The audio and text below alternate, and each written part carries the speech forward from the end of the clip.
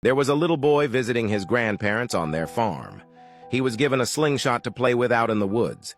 He practiced in the woods, but he could never hit the target. Getting a little discouraged, he headed back for dinner. As he was walking back, he saw Grandma's pet duck. Just out of impulse, he let the slingshot fly, hit the duck square in the head, and killed it. He was shocked and grieved. In a panic, he hid its dead body in the woodpile, only to see his sister watching. Sally had seen it all, but she said nothing. After lunch the next day, Grandma said, "Sally, let's wash the dishes." But Sally said, "Grandma, Johnny told me he wanted to help in the kitchen." Then she whispered to him, "Remember the duck?" So Johnny did the dishes. Later that day, Grandpa asked if the children wanted to go fishing, and Grandma said, "I'm sorry, but I need Sally to help make supper." Sally just smiled and said, "Well, that's all right, because Johnny told me he wanted to help." She whispered again, "Remember the duck?"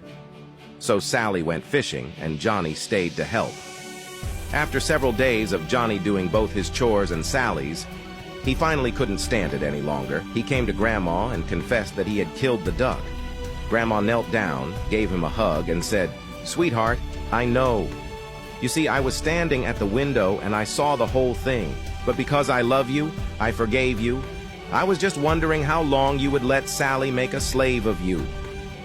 Whatever is in your past, whatever you have done, and the devil keeps throwing it up in your face, lying, cheating, debt, fear, bad habits, hatred, anger, bitterness, etc.